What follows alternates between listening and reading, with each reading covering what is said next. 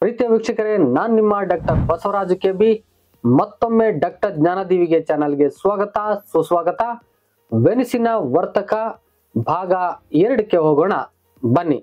ಅದಕ್ಕೂ ಮುನ್ನ ನೀವೇನಾದ್ರು ಫಸ್ಟ್ ಟೈಮ್ ಬಂದು ಸಬ್ಸ್ಕ್ರೈಬ್ ಆಗದೆ ವಿಡಿಯೋ ನೋಡ್ತಾ ಇದ್ರೆ ದಯವಿಟ್ಟು ಸಬ್ಸ್ಕ್ರೈಬ್ ಮಾಡ್ಕೊಳ್ಳಿ.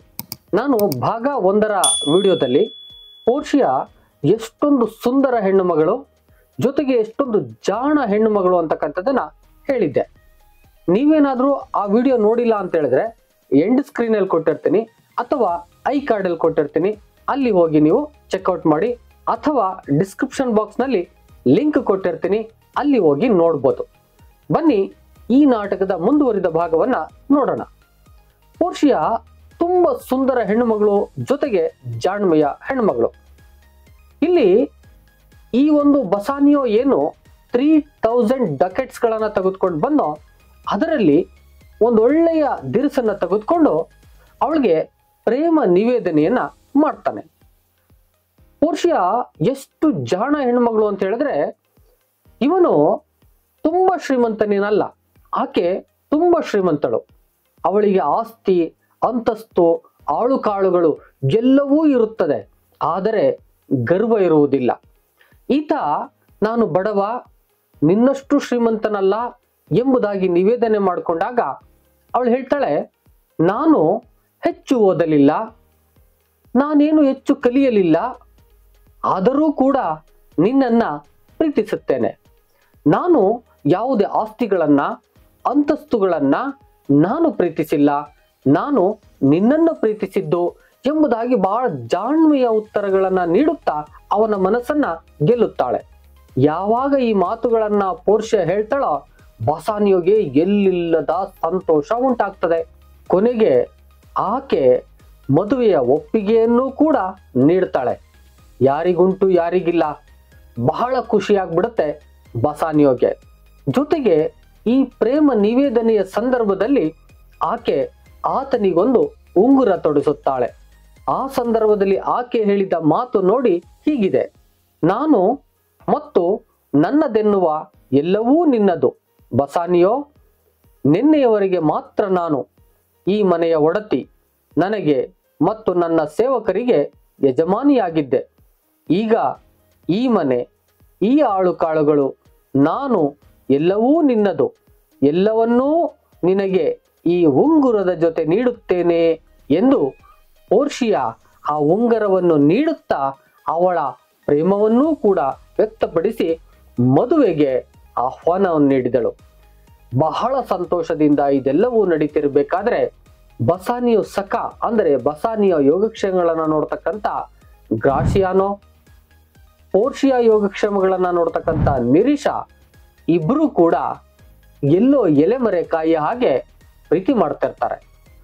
ಈ ಸಂದರ್ಭದಲ್ಲಿ ಅಂದ್ರೆ ಯಾವಾಗ ಪೋರ್ಷಿಯಾ ಮತ್ತು ಬಸಾನಿಯೋ ಮದುವೆ ಏರ್ಪಾಟುಗಳಾಗ್ತಿರ್ತಾವೋ ಈ ಸಂದರ್ಭವನ್ನ ಬಳಸಿಕೊಂಡು ಗ್ರಾಷಿಯಾನೋ ಬಸಾನಿಯೋಗೆ ಹೇಳ್ತಾನೆ, ನಾನು ಒಂದು ಹುಡುಗಿಯನ್ನ ಮದುವೆ ಆಗ್ಬೇಕು ಅಂತ ಅನ್ಕೊಂಡಿದ್ದೇನೆ, ನಿನ್ನ ಮದುವೆ ಜೊತೆಯಲ್ಲೇ ನಾನು ಮದುವೆ ಆಗ್ಬಿಡ್ತೇನೆ, ಇದಕ್ಕೆ ಅಪ್ಪಣೆಯೇ ಎಂಬುದಾಗಿ ಕೇಳ್ಕೊತಾನೆ. ಓ, ನೀನು ಹುಡುಗಿಯನ್ನ ಹುಡುಕಿ ತರುವುದಾದರೆ ನಮಗೇನು ತೊಂದರೆ ಇಲ್ಲ, ನಮ್ಮ ಮದುವೆ ಜೊತೆಯಲ್ಲೇ ನೀನು ಆಗಬಹುದು ಎಂಬುದಾಗಿ ಹೇಳ್ತಾನೆ. ಅದಕ್ಕೆ ಇನ್ನೇನ್ ಮಾಡೋದು ಹೇಳ್ಬಿಡೋಣ ಅಂತೇಳಿ ಮತ್ತೆಲ್ಲೂ ಹುಡುಗಿಯನ್ನ ಹುಡುಕುವ ಅವಶ್ಯಕತೆ ಇಲ್ಲ, ನಾನು ಪೋರ್ಷಿಯಾ ಸಖಿ ನಿರೀಶಳನ್ನ ಪ್ರೀತಿಸ್ತಾ ಇದ್ದೀನಿ, ಅವಳನ್ನೇ ಮದುವೆ ಆಗ್ಬೇಕು ಅಂತ ಅನ್ಕೊಂಡಿದ್ದೀನಿ ಎಂಬುದಾಗಿ ಹೇಳ್ತಾನೆ. ಓಹೋ ಎಂಬುದಾಗಿ ನಿರೀಶಳನ್ನು ಕೇಳಿದಾಗ ಪೋರ್ಷಿಯಾ ಜೊತೆ ನೀವಿಬ್ಬರೂ ಬೇಸರಿಸಿಕೊಳ್ಳಲ್ಲ ಎಂದರೆ ನಾನು ಈತನನ್ನ ಪ್ರೀತಿಸುತ್ತಿದ್ದೇನೆ, ಮದುವೆ ಆಗಲು ಕೂಡ ಒಪ್ಪುತ್ತೇನೆ ಎಂಬುದಾಗಿ ಅವರ ಪ್ರೇಮ ನಿವೇದನೆಗಳನ್ನ ವ್ಯಕ್ತಪಡಿಸ್ಕೊಳ್ತಾರೆ. ಇಲ್ಲಿಗೆ ಇಬ್ಬರ ಮದುವೆ ಕನ್ಫರ್ಮ್ ಆಗ್ತದೆ. ಸರಿ, ಯಾವಾಗ ಇಬ್ಬರ ಮದುವೆ ಕನ್ಫರ್ಮ್ ಆಗ್ತದೋ ಬಹಳ ಸಂತೋಷ ಆಗ್ತದೆ ಎರಡು ಜೋಡಿಗಳಿಗೂ. ಈ ಸಂತೋಷದಲ್ಲಿರುವಾಗಲೇ ದುತ್ತನೆ ಒಂದು ಪತ್ರ ಆ ಸಂತೋಷವನ್ನ ಕಡಿದು ತುಂಡು ಮಾಡುವ ಹಾಗೆ ಬಂದು ಬೀಳುತ್ತೆ. ಒಬ್ಬ ದೂತ ತಂದ ಪತ್ರವು ಈ ಎಲ್ಲದಕ್ಕೂ ಕಾರಣ ಆಗಿರುತ್ತೆ. ಏನ ಪತ್ರ, ಏನಿತ್ತ ಪತ್ರದಲ್ಲಿ? ಈ ಪತ್ರವನ್ನ ಬಸಾನಿಯೋ ತೆಗೆದುಕೊಂಡು ಓದಲು ಆರಂಭ ಮಾಡುತ್ತಾನೆ. ಅದು ಆಂಟೋನಿಯ ಕಡೆಯಿಂದ ಬಂದಿದ್ದಂತ ಪತ್ರವಾಗಿರುತ್ತದೆ. ಈ ಪತ್ರವನ್ನ ನೋಡಿದ ಬಸಾನಿಯೋ ಮುಖ ಬಿಳಿಚಿಕೊಳ್ಳುತ್ತದೆ. ಇದನ್ನು ನೋಡಿದಂತ ಪೋರ್ಷಿಯಾಗೂ ಕೂಡ ಭಯವಾಗುತ್ತದೆ. ಪೋರ್ಷಿಯಾ ಕೇಳ್ತಾಳೆ, ಏನು, ಯಾವುದಾದರೂ ಸಾವಿನ ಸುದ್ದಿಯೇ ಎಂಬುದಾಗಿ ಕೇಳ್ತಾಳೆ.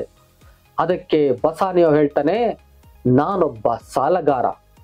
ನಾನು ನಿನ್ನ ಜೊತೆ ಹೇಳಿಕೊಳ್ಳದೆ ಈ ಸಾಲಗಾರನಾಗಿ ನಿನ್ನ ಮುಂದೆ ನಿಂತಿದ್ದೇನೆ, ತಪ್ಪು ಮಾಡಿದ್ದೇನೆ, ಹೇಳಿಕೊಳ್ಳಬೇಕಾಗಿತ್ತು ಎಂಬುದಾಗಿ ಹೇಳಿಕೊಳ್ತಾನೆ.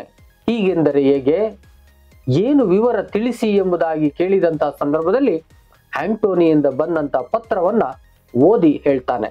ಆ ಪತ್ರ ಹೀಗಿತ್ತು: ಪ್ರಿಯ ಬಸಾನಿಯೋ, ನನ್ನ ಹಡಗುಗಳೆಲ್ಲ ಸಮುದ್ರದಲ್ಲಿ ಹಾಳಾದವು. ಕರಾರಿನಂತೆ ನಾನು ಶೈಲಕ್ಕೆ ಪಾವತಿಸಬೇಕಾಗಿದೆ. ಅದನ್ನು ಕೊಡದಿದ್ದರೆ ನಾನು ಕೊಲೆಯಾಗುತ್ತೇನೆ. ನನ್ನ ಮರಣಕ್ಕೆ ಮೊದಲು ನಿನ್ನನ್ನು ನೋಡಲು ನನಗೆ ಆಸೆ. ಆದರೂ ನಿನ್ನ ಸ್ನೇಹದ ಭಾವನೆಗಳು ಬರಲು ಬಲವಂತ ಮಾಡದಿದ್ದರೆ ಈ ಪತ್ರ ನಿನ್ನನ್ನು ಒತ್ತಾಯ ಮಾಡದಿರಲಿ ಎಂಬುದಾಗಿ ಪತ್ರದಲ್ಲಿ ಬರೆದಿರುತ್ತದೆ. ಇದನ್ನು ಕೇಳಿಸಿಕೊಂಡ ಪೋರ್ಷಿಯಾಗೂ ಕೂಡ ಎಲ್ಲೋ ಒಂದು ಕಡೆ ಆಘಾತ ಆಗ್ತದೆ. ತಕ್ಷಣದಲ್ಲಿ ಪೋರ್ಷಿಯಾ ಹೇಳ್ತಾಳೆ, ತಡ ಮಾಡಬೇಡ ಬಸಾನಿಯೋ, ನಾನು ಇದಕ್ಕೆ 3 ಪಟ್ಟು ಹಣವನ್ನ ಕೊಡುತ್ತೇನೆ, ಒಡವೆಗಳನ್ನ ಚಿನ್ನಗಳನ್ನ ಕೊಡುತ್ತೇನೆ. ತೆಗೆದುಕೊಂಡು ಹೋಗಿ ಆತನ ಸಾಲವನ್ನ ತೀರಿಸಿ ನಿನ್ನ ಸ್ನೇಹಿತನ ಪ್ರಾಣ ಹೋಗುವ ಮುನ್ನ ಕಾಪಾಡಿಕೊಂಡು ಬಾ ಎಂಬುದಾಗಿ ಹೇಳ್ತಾನೆ.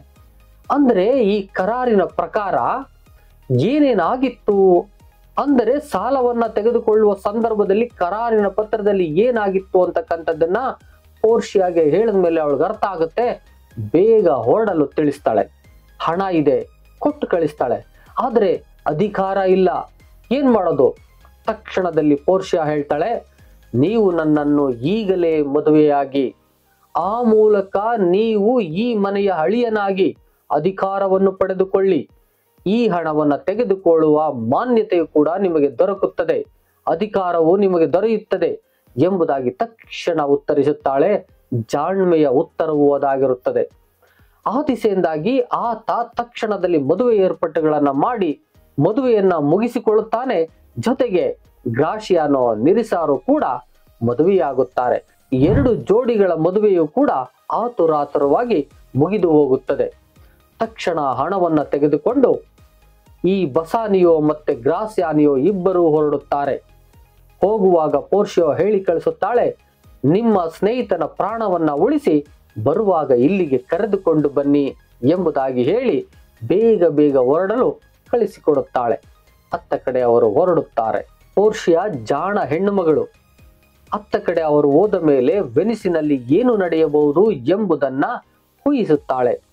ಜೊತೆಗೆ ತಾವೇನು ಮಾಡಿಕೊಳ್ಳಬೇಕು ಎಂಬತಕ್ಕಂಥ ಏರ್ಪಾಟುಗಳನ್ನ ಮಾಡಿಕೊಳ್ಳಲು ಮುಂದಾಗ್ತಾಳೆ. ಆ ಸಂದರ್ಭದಲ್ಲಿ ಅವಳಿಗೆ ನೆನಪು ಬರುವುದು ತಮ್ಮ ಸಂಬಂಧಿಯೊಬ್ಬ ಲಾಯರ್, ವಕೀಲ. ಆ ವಕೀಲನಿಗೆ ಭೇಟಿಯಾಗಿ ಕೇಳಿಕೊಳ್ಳುತ್ತಾಳೆ, ಇಂತಹ ಒಂದು ಸಂದಿಗ್ಧ ಪರಿಸ್ಥಿತಿಯಲ್ಲಿ ಸಿಕ್ಕಿ ಹಾಕಿಕೊಂಡಿದ್ದೇವೆ, ಮತ್ತೆ ಇದಕ್ಕೆ ನಾನೇ ವಾದಿಸಿ ಗೆಲ್ಲಬೇಕೆಂದಿದ್ದೇನೆ, ಇದಕ್ಕೆ ಸಲಹೆಗಳನ್ನು ನೀಡಿ ಎಂದು ಕೇಳಿದಂತ ಸಂದರ್ಭದಲ್ಲಿ ಬೆಲಾರಿಯೋ ಹೆಸರಿನ ಆ ಒಂದು ಸಂಬಂಧಿ ವಕೀಲ ಸಲಹೆಗಳನ್ನು ನೀಡಿ ದಿರಿಸುಗಳನ್ನೂ ಕೊಡಲು, ಅಂದ್ರೆ ಲಾಯರ್ ದಿರಿಸುಗಳನ್ನು ಕೊಡಲು ಎಲ್ಲ ಏರ್ಪಾಟುಗಳನ್ನ ಮಾಡಿಕೊಳ್ಳುತ್ತಾರೆ. ಆ ನಂತರದಲ್ಲಿ ಬೆಲಾರಿಯೋ ಪತ್ರವನ್ನ ಬರೆದು ದೂತನ ಕೈಲಿ ಎಲ್ಲ ಸಲಹೆಗಳನ್ನು ಹೇಳಿ ಕಳಿಸಿರುತ್ತಾನೆ. ಅದರಂತೆ ಪೋಷಾಕುಗಳನ್ನು, ಅಂದ್ರೆ ವಕೀಲನ ಪೋಷಾಕನ್ನು ಕೂಡ ಕಳಿಸಿಕೊಟ್ಟಿರುತ್ತಾರೆ. ಇತ್ತ ಕಡೆ ಪೋರ್ಷಿಯಾ ಹೋಗಲು ಸಿದ್ಧತೆಯನ್ನ ನಡೆಸಿಕೊಳ್ಳುತ್ತಾಳೆ. ಪೋರ್ಷಿಯಾ ಬೆಲಾರಿಯೋ ಕಳಿಸಿದ ಪತ್ರವನ್ನ ತೆಗೆದುಕೊಂಡು ಬಾಲ್ತಜಾರ್ ಹೆಸರಿನ ವಕೀಲನಾಗಿ ಹೊರಡಲು ಸಿದ್ಧಳಾಗ್ತಾಳೆ. ಜೊತೆಯಲ್ಲಿ ನಿರೀಶಳು ಕೂಡ ಈ ವಕೀಲನ ಗುಮಾಸ್ತನಾಗಿ ದಿರಿಸುಗಳನ್ನ ತೊಟ್ಟು ಹೊರಡಲು ಸಿದ್ಧರಾಗ್ತಾರೆ. ಇಬ್ಬರು ಗಂಡು ವೇಷಧಾರಿಗಳಾಗಿ ವೆನಿಸಿಗೆ ತೆರಳ್ತಾರೆ. ಅಷ್ಟರಲ್ಲಿ ಇಲ್ಲಿ ನ್ಯಾಯಮಂಡಳಿ ಆರಂಭ ಆಗಿರುತ್ತೆ. ಅಲ್ಲಿ ಆಂಟೋನಿಯು ಆರೋಪಿ ಸ್ಥಾನದಲ್ಲಿ ನಿಂತಿರುತ್ತಾನೆ. ಬಸಾನಿಯೋ ಗ್ರಾಷಿಯಾನೋ ತೆಗೆದುಕೊಂಡು ಹೋದ ಹಣವನ್ನ ಶೈಲಾಕ್ ಸ್ವೀಕರಿಸಲು ಸಿದ್ಧನಿರುವುದಿಲ್ಲ. ಆತ ಕರಾರು ಪತ್ರದಂತೆ 1 ಪೌಂಡ್ ಮಾಂಸವನ್ನು ಆಂಟೋನಿಯ ದೇಹದಿಂದ ಪಡೆಯಲು ಸಿದ್ಧನಾಗಿರ್ತಾನೆ. ಇದೇ ವಾದಗಳು ನಡೆಯುವ ಸಂದರ್ಭದಲ್ಲಿ ಬಾಲ್ತಜಾರ್ ಹೆಸರಿನ ಪೋರ್ಷಿಯಾ ಆ ಒಂದು ನ್ಯಾಯ ಮಂಡಳಿಯನ್ನ ಪ್ರವೇಶಿಸ್ತಾಳೆ ಪತ್ರದೊಂದಿಗೆ. ಪತ್ರವನ್ನು ಅಲ್ಲಿನ ಮಾಂಡಳಿಕರಿಗೆ ನೀಡ್ತಾಳೆ. ಆ ಮಾಂಡಳಿಕರು ಪತ್ರವನ್ನ ನೋಡಿ ಇವಳಿಗೆ ವಾದಿಸಲು ಅವಕಾಶವನ್ನ ಕೊಡ್ತಾರೆ. ಅಂದರೆ ಬಾಲ್ತಜಾರ್ ಹೆಸರಿನ ಈ ಕಿರಿಯ ವಕೀಲನಿಗೆ ವಾದಿಸಲು ಅವಕಾಶವನ್ನ ಕೊಡ್ತಾರೆ. ಆ ಪತ್ರದಲ್ಲಿ ಬರೆದಿತ್ತು, ನಾನು ಬೆಲಾರಿಯೋ, ನಾನೇ ಇದರ ವಾದ ವಿವಾದಗಳನ್ನ ಮಾಡಬೇಕಾಗಿತ್ತು. ಅನಾರೋಗ್ಯದ ಕಾರಣ ಬರಲು ಸಾಧ್ಯವಿಲ್ಲ.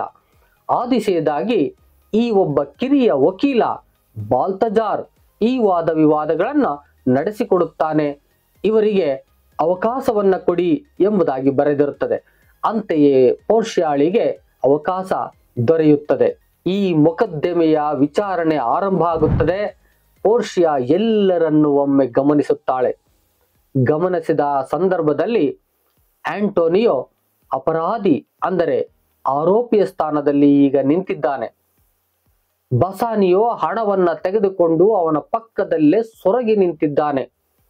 ಎಲ್ಲರೂ ಏನು ನಡೆಯುತ್ತದೆ ಎಂಬ ಕುತೂಹಲದಲ್ಲಿದ್ದಾರೆ. ಒಮ್ಮೆ ಶೈಲಾಕ್ನನ್ನು ಪೋರ್ಷಿಯಾ ನೋಡುತ್ತಾಳೆ. ನಿಷ್ಕರುಣಿಯಾಗಿ ನಿಂತಿರುತ್ತಾನೆ.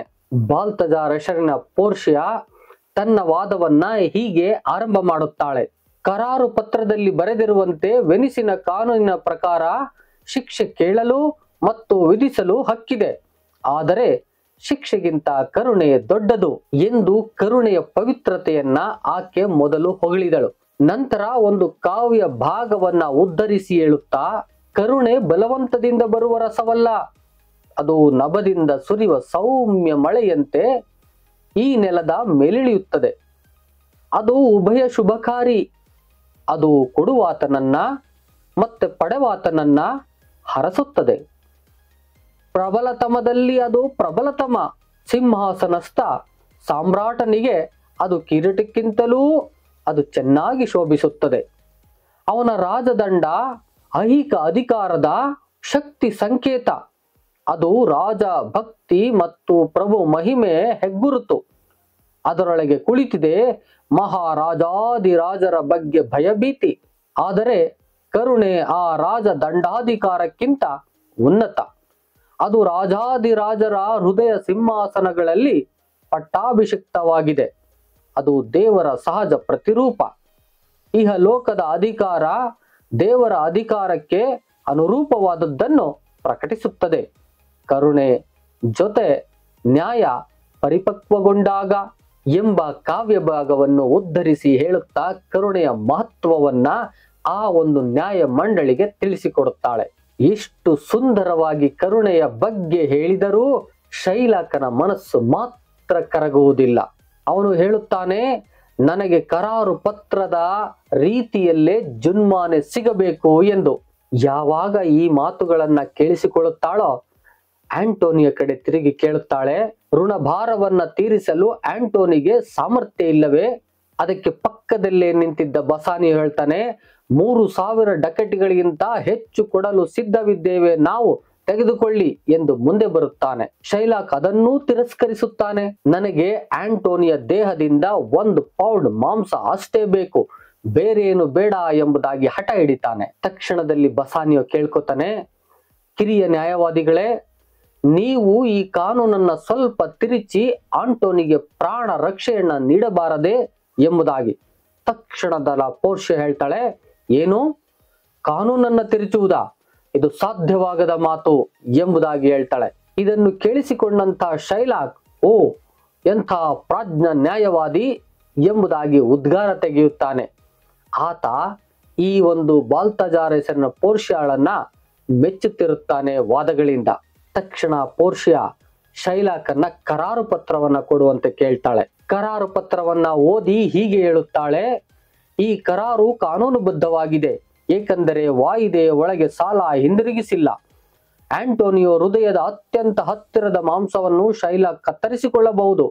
ಕರುಣಾವಂತನಾಗು ಶೈಲಾಕ್, ಹಣ ತೆಗೆದುಕೋ, ಈ ಕರಾರು ಪತ್ರ ಹರಿದು ಹಾಕಲು ಅವಕಾಶ ಮಾಡು ಎಂಬುದಾಗಿ ಶೈಲಾಕ್ ನನ್ನ ಕೇಳಿಕೊಳ್ತಾಳೆ. ಆದರೆ ಶೈಲಾಕು ಕ್ರೂರಿ, ಕರುಣೆ ಇಲ್ಲದವನು, ಒಪ್ಪುವುದೇ ಇಲ್ಲ.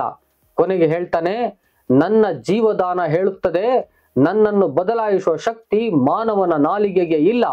ಮೊದಲು ನೀವು ಕಾನೂನಿನ ಪ್ರಕಾರ ಈ ಒಂದು ಆಂಟೋನಿಯ ದೇಹದಿಂದ ನನಗೆ 1 ಪೌಂಡ್ ಮಾಂಸವನ್ನ ತೆಗೆದುಕೊಳ್ಳುವ ಅವಕಾಶ ಮಾಡಿಕೊಡಿ ಎಂಬುದಾಗಿ ಕೇಳುತ್ತಾನೆ.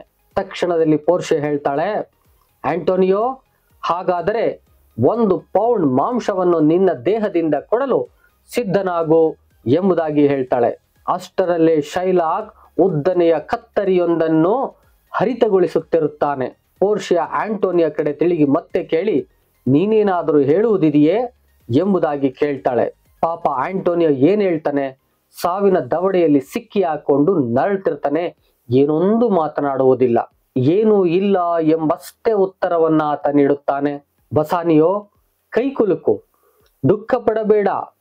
ಸ್ನೇಹಿತನಿಗಾಗಿ ಈ ತರ ಆಯ್ತು, ನನ್ನಿಂದಲೇ ಆಯ್ತು ಅಂತಕ್ಕಂಥ ದುಃಖ ಪಡಬೇಡ. ಶುಭ ಕಾಮನೆಗಳನ್ನ ನನಗೆ ಹರಸು.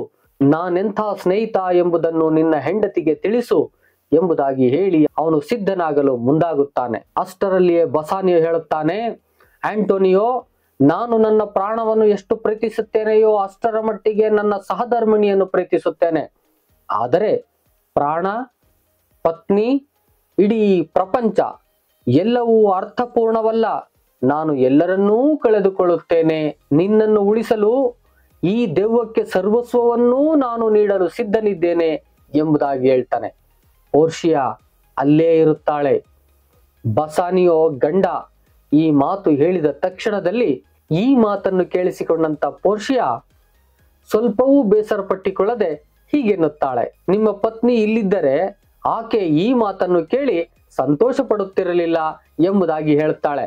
ಆದರೆ ಬಸಾನಿಯೋಗೆ ಆಕೆ ತನ್ನ ಹೆಂಡತಿ ಎಂಬುದೇ ತಿಳಿದಿರುವುದಿಲ್ಲ. ಬಸಾನಿಯೋ ಹೇಳಿದ್ಮೇಲೆ ಗ್ರಾಸಿಯಾನೋ ಸುಮ್ನಿರ್ತಾನ?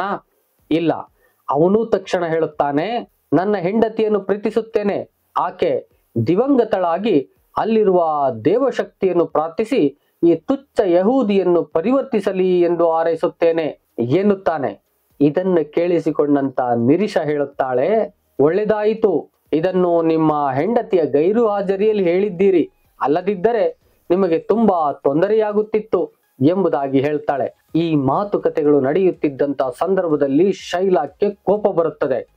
ನೀವು ಈ ನ್ಯಾಯಮಂಡಳಿಯ ಕಾಲಹರಣ ಮಾಡುತ್ತಿದ್ದೀರಿ ಎಂಬುದಾಗಿ ಹರಿಯಾಯುತ್ತಾನೆ. ಇಡೀ ನ್ಯಾಯಾಲಯವು ಮೌನವಾಗುತ್ತದೆ.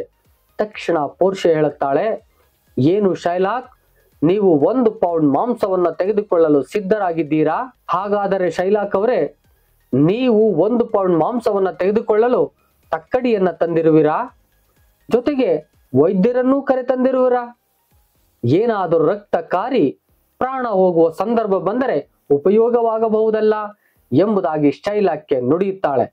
ತಕ್ಷಣ ಶೈಲಾಕ್ ಹೇಳ್ತಾನೆ, ಈ ಕರಾರು ಪತ್ರದಲ್ಲಿ ಹಾಗೆ ಬರೆದಿಲ್ಲ, ಅದರ ಅವಶ್ಯಕತೆ ಇಲ್ಲ ಎಂಬುದಾಗಿ.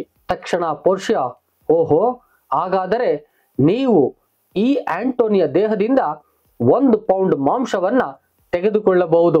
ಕಾನೂನು ಅದನ್ನು ನೀಡುತ್ತದೆ, ಈ ನ್ಯಾಯಾಲಯ ಅದನ್ನು ದಯಪಾಲಿಸುತ್ತದೆ ಎಂಬುದಾಗಿ ಹೇಳುತ್ತಾಳೆ. ತಕ್ಷಣ ಶೈಲಾಕ್ಕೆ ಅನಿಸುತ್ತದೆ, ಓಹೋ, ಎಂತ ಪ್ರಾಮಾಣಿಕ ನ್ಯಾಯವಾದಿ ಈತ ಎಂಬುದಾಗಿ ಎನಿಸುತ್ತದೆ.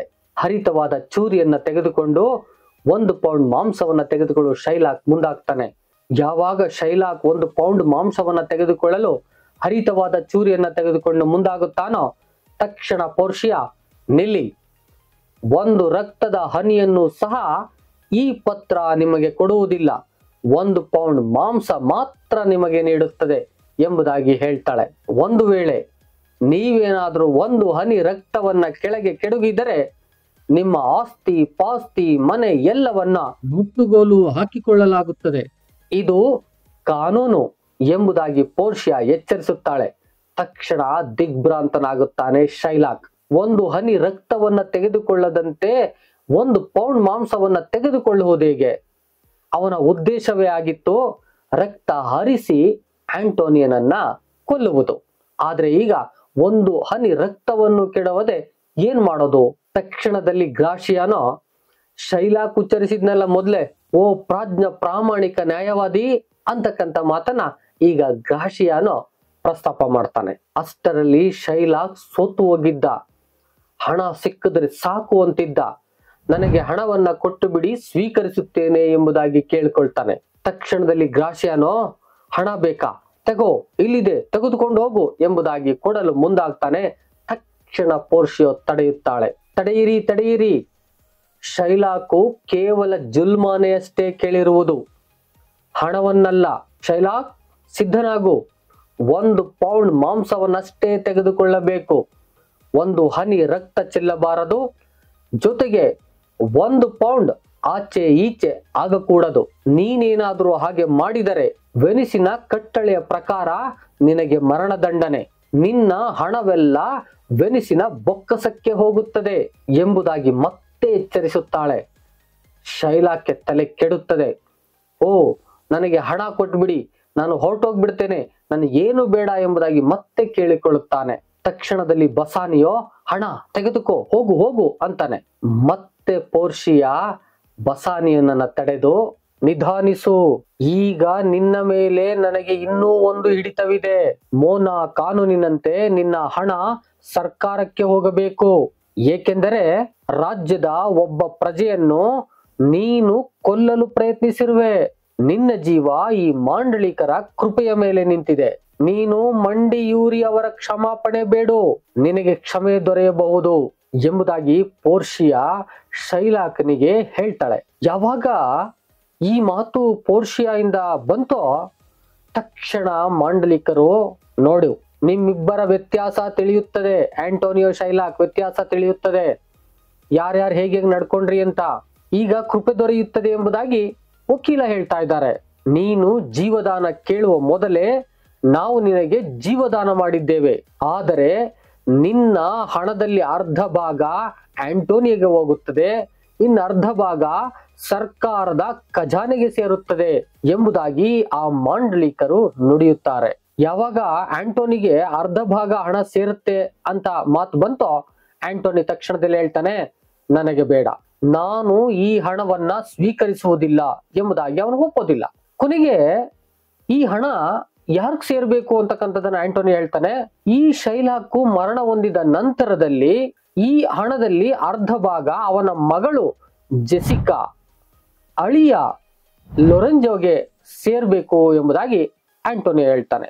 ಎಲ್ಲೋ ಒಂದ್ ಕಡೆ ಇದು ಸರಿ ಅನಿಸ್ತಂತ ಸಂದರ್ಭದಲ್ಲಿ ಎಲ್ಲ ಮಾಂಡಳಿಕರು ಹೌದು, ಇದು ಮಗಳಿಗೆ ಸೇರ್ಬೇಕು ಎಂಬುದಾಗಿ ಹೇಳ್ತಾರೆ. ಯಾವಾಗ ಮಗಳು ಸೇರ್ಬೇಕು ಅಂತ ಹೇಳ್ದೋ ಮಗಳಿಗೆ ಇವನು ಕೊಡೋಕ್ ಇಷ್ಟ ಇಲ್ಲ ಶೈಲಾಕ್ಗೆ. ಯಾಕೆ ಇಷ್ಟ ಇಲ್ಲ ಅಂದ್ರೆ, ಶೈಲಾಕ್ ಮಾತನ್ನ ಕೇಳದೆ ಜೆಸಿಕಾ ಲೊರೆಂಜೋವನ್ನ ಪ್ರೀತಿಸಿ ಮದುವೆ ಆಗಿರ್ತಾಳೆ. ಲೊರೆಂಜೋ ಒಂದು ಕಡೆ ಆಂಟೋನಿಯ ಸ್ನೇಹಿತ ಆಗಿರ್ತಾನೆ. ಯಾವಾಗ ಮಗಳು ಹೀಗೆ ನಡ್ಕೊಂಡ್ಲೋ ಸಂಪೂರ್ಣ ಆಸ್ತಿ ಅವಳಿಗೆ ದೊರಕದಂತೆ ಮಾಡ್ಬಿಟ್ಟಿರ್ತಾನೆ. ಈ ಹಿನ್ನೆಲೆಯಲ್ಲಿ ಆಂಟೋನೋ ಬುದ್ಧಿಯನ್ನ ಬಳಸಿ ಇಂದು ಆ ಒಂದು ಅರ್ಧ ಭಾಗ ಏನು ಆಸ್ತಿ ಹಣ ಏನಿದೆಯೋ ಅದು ಜೆಸಿಕಾಗೆ ಸೇರ್ಬೇಕು, ಇದು ನ್ಯಾಯಾಂಗದಲ್ಲೇ ಒಂದು ತೀರ್ಮಾನ ಆಗ್ಬೇಕು, ಜೊತೆಗೆ ವಿಲ್ಲನ್ನ ಬರೆದು ಸಹಿ ಹಾಕ್ಬೇಕು ಎಂಬುದಾಗಿ ತೀರ್ಮಾನ ಆಗುತ್ತೆ. ತಕ್ಷಣದಲ್ಲಿ ಶೈಲಾಕ್ಕೆ ಎಲ್ಲೆಲ್ಲೋ ಸಿಕ್ಕಾಕೊಂಡಲ್ಲ ಅಂತ ಅನ್ನಿಸ್ತು. ಈಗ ಹೇಳ್ತಾನೆ, ನನಗೆ ಆರೋಗ್ಯ ಸ್ವಸ್ಥವಿಲ್ಲ, ನಾನು ಈಗ ಸಹಿ ಮಾಡಲು ಸಾಧ್ಯವಿಲ್ಲ, ಮನೆಗೆ ಕಳಿಸಿಕೊಡಿ, ನಾನು ಸಹಿ ಮಾಡುತ್ತೇನೆ ಎಂಬುದಾಗಿ ಹೊರಡಕ್ ಸಿದ್ಧ ಆಗ್ತಾನೆ. ಯಾವಾಗ ಹಿಂಗಂದ ಮಾಂಡಳಿಕರು, ಆಯ್ತು, ನೀನು ಹೇಳಿದ ಹಾಗೆ ನಾವು ಈ ಪತ್ರಗಳನ್ನ ಮನೆಗೆ ಕಳಿಸಿಕೊಡುತ್ತೇವೆ, ನೀನು ಸಹಿ ಹಾಕಬೇಕಾಗಿದೆ ಎಂಬುದಾಗಿ ಆರ್ಡರ್ ಮಾಡಿ ಅವನನ್ನ ಆ ಕಡೆಗೆ ಕಳಿಸ್ಕೊಡ್ತಾರೆ ಅಂತಕ್ಕಂಥದ್ದು. ಆ ಕಡೆಗೆ ಅವನನ್ನು ಕಳಿಸಿ ಆಂಟೋನಿಯನ್ನ ಬಿಡುಗಡೆ ಮಾಡ್ತಾರೆ ಈ ಕಡೆಯಲ್ಲಿ ಅಂತಕ್ಕಂಥದ್ದು. ಆಂಟೋನಿ ಬಿಡುಗಡೆ ಆಗಿದ್ದಾನೆ, ಎಲ್ಲರಿಗೂ ಒಂಥರದ ಖುಷಿ. ಜೊತೆಗೆ ಇಲ್ಲಿ ಬಾಲ್ತಜಾರ್ ಅಂತಕ್ಕಂಥ ಹೆಸರಿನ ಪೋರ್ಷಿಯಾ ವಾದವನ್ನು ಮಾಡಿದ್ದಾಳೆ, ಗೆಲ್ಸ್ಕೊಟ್ಟಿದ್ದಾಳೆ. ಆ ಒಂದು ಮಾಂಡಳಿಕರಿಗೆ ಇವಳು ಬುದ್ಧಿವಂತಿಕೆಯನ್ನ ನೋಡಿ ಬಹಳ ಖುಷಿಯಾಗಿದೆ. ನೀವು ನಮ್ಮನೆಗೆ ಊಟಕ್ಕೆ ಬರಬೇಕು ಎಂಬುದಾಗಿ ಅವಳಿಗೆ ಆಹ್ವಾನವನ್ನು ನೀಡ್ತಾರೆ. ಆದ್ರೆ ಪೋರ್ಷಿಯಾ ಗಂಡ ಬರುವಷ್ಟರಲ್ಲಿ ಅಂದ್ರೆ ಬಸಾನಿಯ ಬರುವಷ್ಟರಲ್ಲಿ ಬೆಲ್ಮೆಂಟ್ ಸೇರ್ಬೇಕಾಗಿದೆ. ಇಲ್ಲಿ ಗಂಡನಿಗೆ ಒಂದು ಸ್ವಲ್ಪವೂ ಅನುಮಾನ ಬರದಂತೆ ವಾದ ಮಾಡಿ ಆಂಟೋನಿಯನ್ನ ಬಿಡಿಸ್ಕೊಟ್ಬಿಟ್ಟಿದ್ದಾಳೆ. ಆ ದಿಸೆಯಿಂದಾಗಿ ಆ ಮಾಂಡಳಿಕರಲ್ಲಿ ಕೇಳ್ಕೊಳ್ತಾಳೆ, ನಾನು ತಕ್ಷಣ ಬೆಲ್ಮೆಂಟ್ಗೆ ಹೋಗ್ಬೇಕಾಗಿದೆ, ಆ ದಿಸೆಯಿಂದಾಗಿ ನಾನು ಹೊರಡ್ತೇನೆ ಎಂಬುದಾಗಿ ಹೇಳ್ತಾಳೆ. ತಕ್ಷಣ ಮಾಂಡಳಿಕರಂತಾರೆ, ಆಂಟೋನಿಯೋ ಬಸಾನಿಯೋ ಇವರು ನಿಮ್ಮ ಜೀವವನ್ನು ಉಳಿಸೋದಕ್ಕೆ ಬಹಳ ಚೆನ್ನಾಗಿ ವಾದವನ್ನು ಮಾಡಿದ್ದಾರೆ, ಇವ್ರಿಗೆ ಏನಾದ್ರೂ ಕಾಣಿಕೆಗಳನ್ನ ಕೊಟ್ಟು ಕಳಿಸಿ ಎಂಬುದಾಗಿ ಹೇಳ್ಬಿಟ್ಟು ಅವ್ರು ಹೊರಟು ಬಿಡ್ತಾರೆ ಅಂತಕ್ಕಂಥದ್ದು. ಇತ್ತ ಕಡೆ ಬಸಾನಿಯೋ ಈ ಪೋರ್ಷಿಯಾ ಅಂದ್ರೆ ಬಾಲ್ತಜಾರ್ನ ವಾದವನ್ನ ಕೇಳಿರ್ತಾನಲ್ಲ, ಈಗ ಮಾತನಾಡ್ತಾ ಇದ್ದಾನೆ, ನೋಡಿ ನೀವು ಚೆನ್ನಾಗಿ ವಾದಿಸಿದಿರಿ ಸ್ವಾಮಿ, ನನ್ನ ಗೆಳೆಯ ಆಂಟೋನಿಯೋ ನಾನು ಈ ಸಂಕಷ್ಟದಿಂದ ಪಾರಾಗಲು ಏನೇನು ವ್ಯವಸ್ಥೆ ಬೇಕು ಅದನ್ನ ನಿಮ್ಮ ಮಾತುಗಳಿಂದಲೇ ಮಾಡಿಕೊಟ್ರಿ, ಬಹಳ ಒಳ್ಳೇದಾಯ್ತು. ಈಗ ನಾವು ಶೈಲಾಕ್ಕೆ 3000 ಡಕೆಟ್ಗಳನ್ನು ಕೊಡಬೇಕಾಗಿತ್ತಲ್ಲ, ಇದನ್ನ ನಿಮಗಾಗಿ ಕೊಡುತ್ತೇವೆ, ತೆಗೆದುಕೊಳ್ಳಿ, ಸ್ವೀಕರಿಸಿ ಎಂಬುದಾಗಿ ಹೇಳ್ತಾನೆ. ತಕ್ಷಣದಲ್ಲಿ ಆಂಟೋನಿಯೋ ಹೇಳ್ತಾನೆ, ನಮ್ಮ ಜೀವಮಾನವೆಲ್ಲ ನಾವು ನಿಮ್ಮ ಋಣಿಯಾಗಿರುತ್ತೇವೆ, ದಯಮಾಡಿ ಇವುಗಳನ್ನು ಸ್ವೀಕರಿಸಿ ಎಂಬುದಾಗಿ ಕೇಳ್ಕೊಳ್ತಾರೆ. ಪೋರ್ಷಿಯಾ ತೆಗೆದುಕೊಳ್ಳೋದಕ್ಕೆ ಇಷ್ಟಪಡಲ್ಲ, ಅವಳಿಗೆ ಇದು ಯಾವುದು ಕೂಡ ಬೇಕಾಗಿರಲ್ಲ. ಈ ಸಂದರ್ಭದಲ್ಲಿ ಒತ್ತಾಯ ಮಾಡ್ತಾರೆ, ನೀವು ತಗೊಳ್ಳೇಬೇಕು ಅಂತ ಒತ್ತಾಯ ಮಾಡ್ತಾರೆ. ಕೊನೆಗೆ ಬಸಾನಿಯೋ ಕೈಯಲ್ಲಿ ಕೈಗವಸುಗಳಿರ್ತವೆ, ನಾವು ಗ್ಲೌಸ್ ಅಂತ ಕರಿತೀವಲ್ಲ, ಕೈಗವಸುಗಳಿರ್ತವೆ. ಈ ಕೈಗವಸುಗಳನ್ನ ನೋಡ್ಬಿಟ್ಟು ಆ ಕೈಗವಸುಗಳನ್ನಷ್ಟೇ ನನಗೆ ಕೊಡಿ, ನಿಮ್ಮ ನೆನಪಾಗಿ ಇಟ್ಟುಕೊಳ್ಳುತ್ತೇನೆ ಎಂಬುದಾಗಿ ಕೇಳ್ತಾಳೆ. ಬಸಾನಿಯೋ ಅಟ್ಲೀಸ್ಟ್ ಕೇಳಿದ್ರಲ್ಲ, ಇದನ್ನ ಕೊಡ್ಬೇಕಲ್ಲ ಅಂತೇಳಿ ಆ ಕೈಗವಸುಗಳನ್ನ ತೆಗಿತಾ ಇರ್ತಾನೆ. ತಕ್ಷಣದಲ್ಲಿ ಅವಳು ನಿಶ್ಚಿತಾರ್ಥದ ಸಂದರ್ಭದಲ್ಲಿ ಕೊಟ್ಟಂತ ಒಂದು ಉಂಗುರ ಕಾಣಿಸ್ಬಿಡುತ್ತೆ. ತಕ್ಷಣ ಪೋರ್ಷಿಯಾ ನುಡಿತಾಳೆ, ಓ ಬಸಾನಿ ಅವರೇ, ನೀವು ಕೊಡುವುದಾದರೆ ನಿಮ್ಮ ಕೈಲಿರುವ ಉಂಗುರವನ್ನು ಕೊಡಿ, ನಿಮ್ಮ ಕೃತಜ್ಞತೆಯ ಪರವಾಗಿ ಇದನ್ನ ನಾನು ಸ್ವೀಕರಿಸುತ್ತೇನೆ ಅಂತಾಳೆ. ತಕ್ಷಣ ಸಿಕ್ಕಾಕೊಂಡ ನೋಡಿ ಬಸಾನಿಯೋ. ಪೋರ್ಷಿಯಾ ಈ ನಿಶ್ಚಿತಾರ್ಥದ ಸಂದರ್ಭದಲ್ಲಿ, ಅಂದ್ರೆ ಮದುವೆಯ ಸಂದರ್ಭದಲ್ಲಿ ಕೊಟ್ಟಂತ ಈ ಉಂಗುರ ಇರುತ್ತಲ್ಲ, ಆ ಉಂಗುರವನ್ನು ಕೊಟ್ಟಾಗ ಬಸಾನಿಯೋ ಒಂದು ಮಾತು ಹೇಳಿದ್ನಂತೆ. ಅದೇನಂದ್ರೆ, ಈ ಉಂಗುರವನ್ನು ನಾನು ಕಳೆಯುವುದಿಲ್ಲ, ಯಾರಿಗೂ ಕೊಡುವುದಿಲ್ಲ ಎಂಬುದಾಗಿ ಆಣೆ ಪ್ರಮಾಣಗಳನ್ನ ಮಾಡಿ ತಗೊಂಡಿದ್ದಂತೆ. ಅಂದ್ರೆ ಆಶ್ವಾಸನೆಗಳನ್ನ ನೀಡಿದ್ದ ಆಕೆಗೆ. ಸರಿ, ಈಗ ಒಂದು ಪೀಕಲಾಟಕ್ಕೆ ಸಿಕ್ಕಾಕೊಂಡ. ಈಕೆ ನೀವು ಕೊಡುವುದಾದರೆ ಈ ಉಂಗುರವನ್ನ ನೀಡಿ, ಅದನ್ನ ನಾನು ಅಂಗೀಕರಿಸುತ್ತೇನೆ, ಸ್ವೀಕರಿಸುತ್ತೇನೆ ಅಂತಾಳೆ. ಈತ ಆಲ್ರೆಡಿ ಪ್ರಾಮಿಸ್ ಮಾಡಿದಾನೆ, ಯಾವುದೇ ಕಾರಣಕ್ಕೂ ನಾನು ಇದನ್ನ ಕಳಿಯಲ್ಲ, ಬೇರೆಯವ್ರು ಕೊಡೋದಿಲ್ಲ ಅಂತ ಹೇಳಿದಾನೆ. ಹೆಂಗ್ ಕೊಡೋದೀಗ? ಕಷ್ಟ ಆಗೋಯ್ತು. ಇಂದು ಮುಂದೆ ನೋಡ್ತಾ ಇರ್ತಾನೆ. ಕೊನೆಗೆ ಇವಳು ಬೇಕು ಅಂತಲೇ ಕೋಪ ಮಾಡ್ಕೋತಾಳೆ. ಕೋಪ ಮಾಡ್ಕೊಂಡು, ತಿರುಪತಿಯವರು ಆಯ್ಕೆಗಾರರಲ್ಲ ಎಂಬ ಪಾಠ ಕಲಿಸಿದಿರಿ ಸ್ವಾಮಿ ನೀವು, ಆಯ್ತು ಬಿಡಿ ಎಂಬುದಾಗಿ ಹೊರಟು ಬಿಡ್ತಾಳೆ. ಬೇಸರ ಆಗ್ಬಿಡುತ್ತೆ ಬಸಾನಿಯೋಗೆ. ಅಯ್ಯಯ್ಯೋ, ಆತಗೆ ಕೊಟ್ಟಿದ್ರಾಗಿತ್ತು ಅನ್ನೋದು ಒಂದು ಮನ್ಸು, ಕೊಟ್ರೆ ನನ್ನ ಹೆಂಡತಿ ಏನಂತಾಳೆ, ಅವಳು ಏನ್ ಹೇಳೋದು ಅಂತಕ್ಕಂತ ಭಾವ ಒಂದ್ ಕಡೆ. ಏನ್ ಮಾಡೋದ್ರಿ, ಸಿಕ್ಕಾಕೊಂಡ್ಬಿಟ್ಟ ಈಗ. ಸರಿ, ಇಷ್ಟು ಸಿಕ್ಕಾಕೊಂಡಿದ್ದಾನೆ. ತಕ್ಷಣದಲ್ಲಿ ಬಸಾನಿಯೋಗೆ ಆಂಟೋನಿಯೋ ಹೇಳ್ತಾನಂತೆ, ಪ್ರಿಯ ಬಸಾನಿಯೋ, ಈ ಉಂಗುರವನ್ನ ಅವ್ರಿಗೆ ಕೊಟ್ಬಿಡು. ಇವರು ಮಾಡಿರ್ತಕ್ಕಂಥ ದೊಡ್ಡ ಕರ್ತವ್ಯಕ್ಕೆ ನಿನ್ನ ಹೆಂಡತಿ ಅಷ್ಟೇನು ಕೋಪ ಮಾಡಿಕೊಳ್ಳುವುದಿಲ್ಲ. ಈ ವಿಚಾರ ತಿಳಿಸಿದರೆ ಅವ್ರಿಗೂ ಅರ್ಥ ಆಗುತ್ತೆ, ಕೊಟ್ಬಿಡು ಅಂತ. ತಕ್ಷಣ ಇನ್ನೇನ್ ಮಾಡೋದು? ಆ ದಿಸೆಯಿಂದಾಗಿ ಬಸಾನಿಯೋ ಗ್ರಾಸಿಯಾನ ಕರೆದು, ಈ ಉಂಗುರವನ್ನ ತಗೊಳಪ್ಪ, ಕೊಟ್ಬಿಡು ಅಂತೇಳಿ ಒಲ್ಲದ ಮನಸ್ಸಿನಿಂದ ಕೊಟ್ಟು ಕಳಿಸ್ತಾನೆ. ಹೋಗ್ತಾ ಇದ್ದವ್ರನ್ನ ತಡೆದು ಗ್ರಾಸಿಯಾನೋ, ತೆಗೆದುಕೊಳ್ಳಿ, ಬಸಾನಿಯೋ ಅವರು ಈ ನೀವು ಕೇಳಿದ ಉಂಗುರವನ್ನೇ ನಿಮ್ಗೆ ಕಳಿಸ್ಕೊಟ್ಟಿದ್ದಾರೆ ಎಂಬುದಾಗಿ ಕೊಡ್ತಾ ಇರ್ತಾನೆ. ಅವನ್ ಕೊಡುವ ಸಂದರ್ಭದಲ್ಲಿ ಪಕ್ಕದಲ್ಲೇ ನಿರೀಶಾ ಇರ್ತಾಳೆ. ತಕ್ಷಣದಲ್ಲಿ ಗ್ರಾಸಿಯಾನೋ ಕೈ ನೋಡ್ತಾಳೆ. ಅವಳು ಒಂದು ಉಂಗುರವನ್ನ ಮದುವೆಯ ಸಂದರ್ಭದಲ್ಲಿ ಅವನಿಗೆ ನೀಡಿರ್ತಾಳೆ. ತಕ್ಷಣ ನಿರೀಶಾನು ಪ್ಲಾನ್ ಮಾಡ್ತಾಳೆ, ಈ ಉಂಗುರವನ್ನ ತೆಗೆದುಕೊಳ್ಳೋಣ ನಾನು ಅಂತೇಳಿ. ಅವಳು ಕೇಳ್ತಾಳೆ, ಗ್ರಾಸಿಯಾನೋ, ನೀವು ನಿಮ್ಮ ಕೈಲಿರುವ ಉಂಗುರವನ್ನು ನನಗೆ ಕಾಣಿಕೆಯಾಗಿ ಕೊಡಬಹುದೇ ಎಂಬುದಾಗಿ ಕೇಳ್ತಾಳೆ. ನಿರೀಶಾ ಕೂಡ ಮದುವೆ ಸಂದರ್ಭದಲ್ಲಿ ಉಂಗುರದ ಮೇಲೆ ಹೀಗೆ ಬರ್ಸ್ಕೊಟ್ಟಿದ್ಲಂತೆ, ನನ್ನನ್ನು ಪ್ರೀತಿಸು ಬಿಡಬೇಡ ಎಂಬುದಾಗಿ ಬರ್ಸ್ಕೊಟ್ಟಿದ್ಲಂತೆ. ಪ್ರೀತಿಯಿಂದ ಕೊಟ್ಟಂತದ್ದು. ಈಗ ಕೊಡುವ ಸಂದರ್ಭ ಬಂತು, ಬಸಾನಿಯೋನೇ ಕೊಟ್ಟಿದ್ದಾನೆ, ಇನ್ನು ಇವನ್ ಕೊಡದೆ ಇದ್ರೆ ಹೇಗೆ?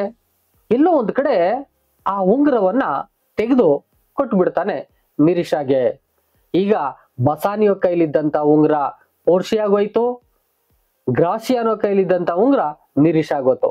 ತಮ್ಮ ತಮ್ಮ ಹೆಂಡತಿಯರ ಕೈಗೆ ಹೋಯ್ತು. ಆದ್ರೆ ಹೆಂಡತಿಯರು ಪ್ಲಾನ್ ಮಾಡ್ಕೊಂಡಿದ್ದಾರೆ, ಇವರನ್ನ ಸ್ವಲ್ಪ ಮನೆಗೆ ಬಂದ ಮೇಲೆ ಕಿಚಾಯಿಸೋಣ, ರೇಗಿಸೋಣ ಎಂಬುದಾಗಿ ಹೀಗೆ ಬೇಡಿ ತಗೊಂಡು ಹೊರಟು ಬಿಟ್ರು. ಪೋರ್ಷಿಯಾ ಇಂದು ಬಹಳ ಖುಷಿಯಿಂದ ಬೆಲ್ಮೆಂಟ್ಗೆ ಬಂದಿದ್ದಾಳೆ. ಬಹಳ ಸಂತೋಷ ಆಗ್ತಿದೆ ಅಂತ ಅವಳಿಗೆ. ಯಾಕಂತ ಹೇಳಿದ್ರೆ ಅವಳೇ ಹೇಳ್ಕೊತಾಳೆ, ನಾವು ಕಾಣುವ ದೀಪ ನನ್ನ ಹಜಾರದಲ್ಲಿ ಉರಿಯುತ್ತಿದೆ. ಯಾಕೆಂದ್ರೆ ಒಂದು ಒಳ್ಳೆ ಕೆಲಸ ಮಾಡಿದ್ದೀನಿ, ನಾನು ಬೆಳಕು ಕೊಟ್ಟಿದ್ದೀನಿ, ಒಂದು ಜೀವವನ್ನ ಉಳಿಸಿದ್ದೀನಿ. ಆ ಪುಟ್ಟ ಮೋಂಬತ್ತಿ ಎಷ್ಟು ದೂರ ತನ್ನ ಕಿರಣಗಳನ್ನು ಚಾಚುತ್ತಿದೆ. ಇಂದು ಒಂದು ಸಣ್ಣ ಮೋಂಬತ್ತಿಯು ಕೂಡ ತನ್ನ ಪ್ರಕಾಶಮಾನವಾದ ಬೆಳಕನ್ನ ನೀಡ್ತಾ ಇದೆಯಂತೆ. ಅಷ್ಟು ಖುಷಿ ಆಗ್ತಾ ಇದೆ ಅವಳಿಗೆ. ಅಂತೆ ಸತ್ಕಾರ್ಯ ಬೆಳಗುವುದು ಈ ದುಷ್ಟ ಜಗತ್ತಿನಲ್ಲಿ. ಒಳ್ಳೆಯ ಕಾರ್ಯಗಳು ಈ ದುಷ್ಟ ಜಗತ್ತಿನಲ್ಲಿ ಬೆಳಕಾಗ್ತವೆ. ಕ್ಯಾಂಡಲ್ನ ಬೆಳಕನಂತೆ ನಕ್ಷತ್ರದಂತೆ ಬೆಳಕಾಗ್ತವೆ. ಬಹಳ ಖುಷಿಯಿಂದ ಇದ್ದಾಳೆ ಇವತ್ತು. ಜೊತೆಗೆ ತನ್ನ ಮನೆಯಲ್ಲಿ ಸಂಗೀತ ನಡೀತಾ ಇತ್ತಂತೆ. ಅವತ್ತು ಅನ್ಕೊಳ್ತಾಳೆ, ಹಗಲು ಹೊತ್ತಿನ ಸಂಗೀತಕ್ಕಿಂತ ರಾತ್ರಿಯಲ್ಲಿ ಕೇಳುವ ಸಂಗೀತ ಇಂಪಾಗಿರುತ್ತದೆ. ಇವತ್ತು ಅಷ್ಟು ಖುಷಿ ಆಗ್ತಾ ಇದೆ ನನಗೆ ಎಂದುಕೊಂಡು ಆ ಲಾಯರ್ ಮತ್ತೆ ಗುಮಾಸ್ತಾ ರೀತಿಯಲ್ಲಿ ಹಾಕೊಂಡು ಹೋಗಿದ್ರಲ್ಲ ಉಡುಪುಗಳನ್ನ, ಅವುಗಳನ್ನ ಬದಲಾಯಿಸಿಕೊಂಡು ಗಂಡಂದಿರು ಬರುವ ಕಾತುರದಲ್ಲಿ ಕಾಯ್ತಾ ಇದ್ದಾರೆ. ಇದೇನು ಇವರು ರೆಡಿ ಆದ್ರು ಅಷ್ಟರಲ್ಲಿ ಬಸಾನಿಯೋ ಆಂಟೋನಿಯನ್ನ ಕರ್ಕೊ ಬಂದ್ಬಿಟ್ಟ. ಆಂಟೋನಿಯನ್ನ ಕರ್ಕೊ ಬರೋದಕ್ಕೆ ಕಾರಣ ಅಂದ್ರೆ ಪೋರ್ಷಿಯಾ ಹೇಳ್ ಕಳ್ಸಿದ್ಲು, ಹಣ ತೆಗೆದುಕೊಂಡು ಹೋದಾಗ ಅವರನ್ನ ಜೊತೆಯಲ್ಲೇ ಕರೆದುಕೊಂಡು ಬಾ ಅಂತ. ಇವತ್ತು ಕರ್ಕೊಂಡ್ ಬಂದ್ಬಿಟ್ಟ. ಕರ್ಕೊಂಡ್ ಬಂದು ಪೋರ್ಷಿಯಾಗೆ ಪರಿಚಯ ಮಾಡಿಸ್ತಾ ಇದ್ದಾನಂತೆ. ಇವನೇ ನನ್ನ ಪ್ರಾಣ ಸ್ನೇಹಿತ ಆಂಟೋನಿಯೋ ಎಂಬುದಾಗಿ. ಯೂಸುವಲ್ ಆಗಿ ಹೇಗೆ ಸತ್ಕಾರವನ್ನ ಮಾಡಬೇಕು ಹಾಗೆ ಪೋರ್ಷಿಯಾ ಪರಿಚಯವನ್ನ ಮಾಡ್ಕೊಳ್ತಾ ಇದ್ದಾಳೆ. ಅವನನ್ನ ಸ್ವಾಗತಿಸ್ತಿದ್ದಾಳೆ, ಅಭಿನಂದಿಸ್ತಿದ್ದಾಳೆ. ಇಷ್ಟರಲ್ಲೇ ಮನೆಯ ಒಳಗಡೆ ಯಾವುದೋ ಸೌಂಡ್ ಕೇಳಿ ಬರ್ತಾ ಇದೆ. ಏನಂತ ಕೇಳಿಸ್ಕೊತಾಳೆ, ಅದು ನಿರೀಶಾ ಮಾತನಾಡುವ ಸೌಂಡು. ತಕ್ಷಣದಲ್ಲಿ ಪೋರ್ಷಿಯೋ ಅದೇನು ಅಂತ ಕೇಳ್ತಾಳೆ.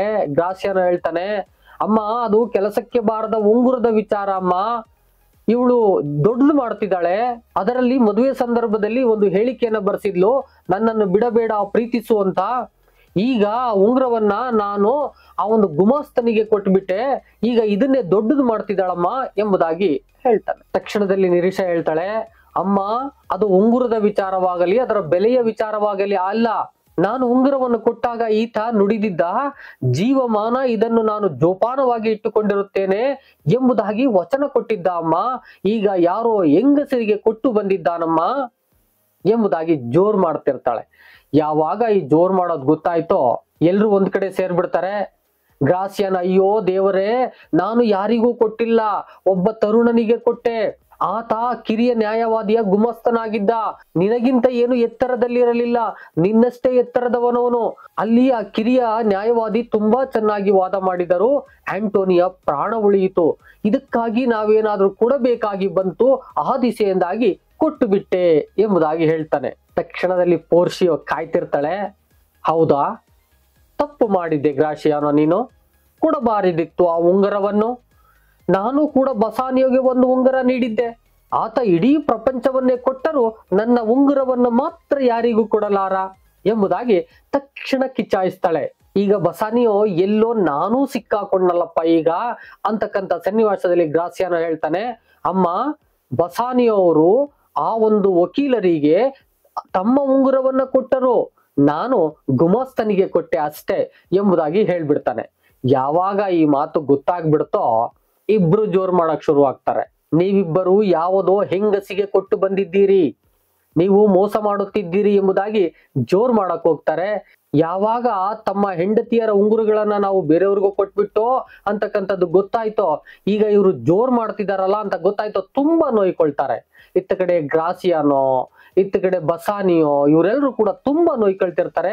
ತಪ್ಪು ಮಾಡಿಬಿಟ್ಟವಲ್ಲ ನಾವು ಎಂಬುದಾಗಿ ಎಲ್ಲೋ ಒಂದು ಕಡೆ ತಮ್ಮ ಹೆಂಡತಿಯರಲ್ಲಿ ಕ್ಷಮೆ ಬೇಡಲು ಮುಂದಾಗ್ತಾರೆ.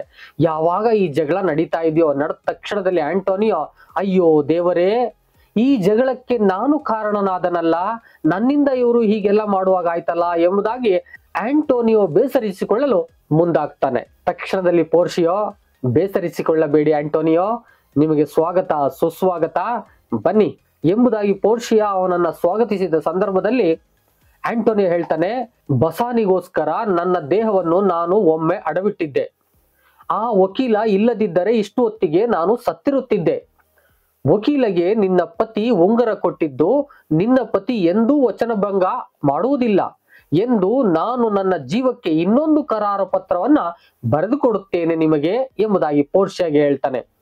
ತಕ್ಷಣ ಪೋರ್ಷಿಯಾ, ಹಾಗಾದರೆ ನೀವು ಜಾಮೀನಾಗಿರಿ, ಈ ಉಂಗುರವನ್ನ ಅವರಿಗೆ ಕೊಟ್ಟು ಮೊದಲಿನಂತೆ ಇಟ್ಟುಕೊಳ್ಳಲು ತಿಳಿಸಿ ಎಂಬುದಾಗಿ ಉಂಗುರವನ್ನ ಕೊಡ್ತಾಳೆ.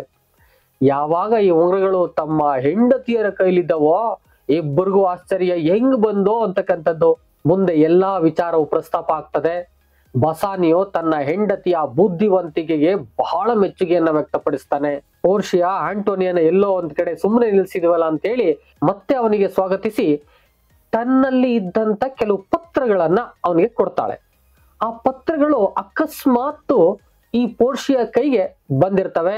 ಆ ಪತ್ರಗಳು ಯಾವುವು ಅಂತ ಹೇಳಿದ್ರೆ ಹಡಗಿನ ವಿಚಾರವುಳ್ಳಂತ ಪತ್ರಗಳು.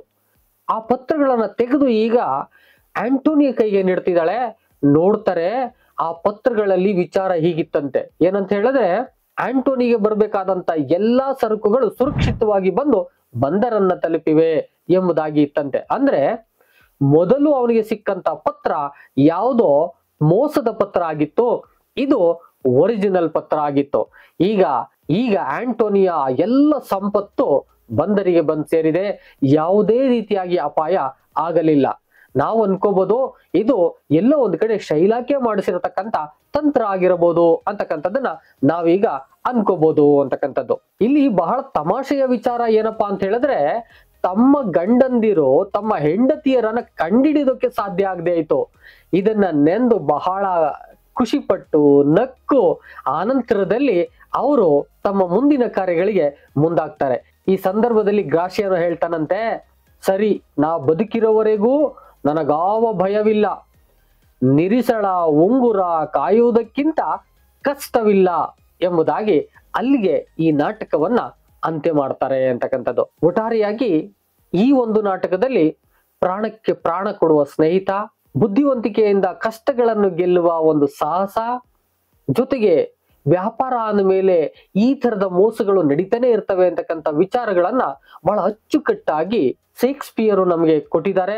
ಅದನ್ನ KS ಭಗವಾನ್ ಅವರು ಕನ್ನಡಕ್ಕೆ ಬಹಳ ಅಚ್ಚುಕಟ್ಟಾಗಿ ನಮ್ಗೆ ಕೊಟ್ಟಿದ್ದಾರೆ. ಇದಿಷ್ಟು ಈ ನಾಟಕದ ಸಾರ ಆಗಿತ್ತು. ಈ ವಿಡಿಯೋ ಲೈಕ್ ಆಗಿದೆ ಅಂತ ಅನ್ಕೋತೀನಿ. ಒಂದು ಲೈಕ್ ಮಾಡೋದನ್ನ ಮರಿಬೇಡಿ. ಜೊತೆಗೆ ಈ ವಿಡಿಯೋ ನಿಮ್ಗೆ ಏನ್ ಅನಿಸ್ತು ಕಾಮೆಂಟ್ ಮಾಡಿ ತಿಳಿಸಿ. ಜೊತೆಗೆ ಮತ್ತೆ ಯಾವ ಚಾಪ್ಟರ್ ಬೇಕು ಅನ್ನೋದನ್ನು ಕಾಮೆಂಟ್ ಬಾಕ್ಸ್ ಅಲ್ಲಿ ತಿಳಿಸಿ. ಮತ್ತೆ ಈ ವಿಡಿಯೋ ಹಲವಾರು ವಿದ್ಯಾರ್ಥಿಗಳಿಗೆ ಉಪಯೋಗ ಆಗುತ್ತೆ, ದಯಮಾಡಿ ಶೇರ್ ಮಾಡಿ. ಮತ್ತೊಂದು ಇದೇ ರೀತಿಯಾದ ವಿಡಿಯೋ ಜೊತೆ ನಿಮ್ಮೊಟ್ಟಿಗೆ ಬರ್ತೀನಿ. ಅಲ್ಲಿವರೆಗೆ thank you and all, love you all. Video ನೋಡಿದ ಪ್ರತಿಯೊಬ್ಬರಿಗೂ ಕೂಡ ಅನಂತ ಧನ್ಯವಾದಗಳು. ಮತ್ತೆ ಭೇಟಿ ಆಗ್ತಾ ಇರೋಣ.